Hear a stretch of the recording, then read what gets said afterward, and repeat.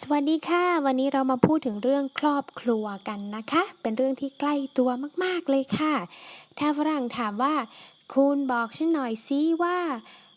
ครอบครัวของคุณเป็นยังไงบ้าง Can you tell me more about your family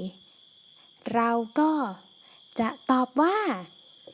ตัวอย่างเช่นนะคะคุณครูก็ลองเขียนมาเนาะเป็นตัวอย่างเฉยๆนะคะ There are 4 family members in my family.My family is small. My father is a business owner. He is working hard every day. My mother is a housewife. She's now staying at home doing housework. She's good at cooking. My older brother is studying mechanics in high school. I'm a secondary school student in the same school. We take a bus to school together.I'm very shy and quiet. We always spend a good time together. จบแล้วค่ะแปลไหมแปลนิดนึงเนาะ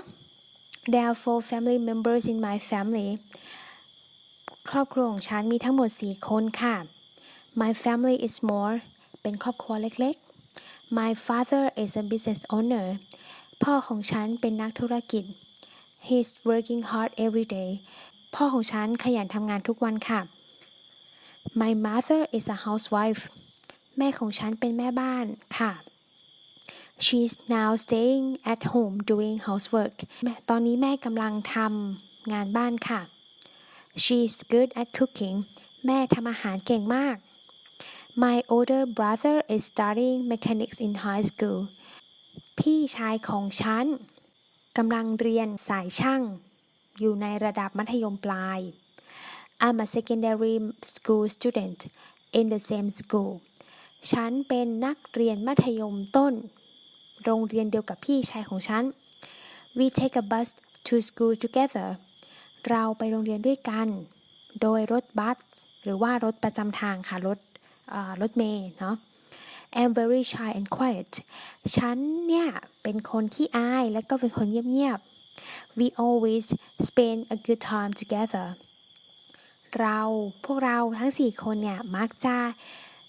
ใช้ชีวิตด้วยกันอย่างมีความสุขนะคะโดยประมาณนี้นะคะ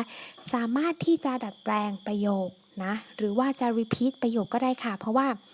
จะมีคำข้างหน้าที่เราเขียนประโยคทั้งหมดไว้นะคะสามารถฟังตามประโยคต่างๆได้นะคะถ้ามีคำถามสงสัยสามารถ inbox มาได้นะคะโอเคฝากกดไลค์ Facebook นะคะแล้วก็ติดตามใน YouTube ด้วยนะคะของปันแสงค่ะวันนี้ลาไปก่อนนะคะสวัสดีค่ะอย่าลืมว่าการเรียนภาษาอังกฤษต้องฝึกฝนอยู่เสมอนะคะ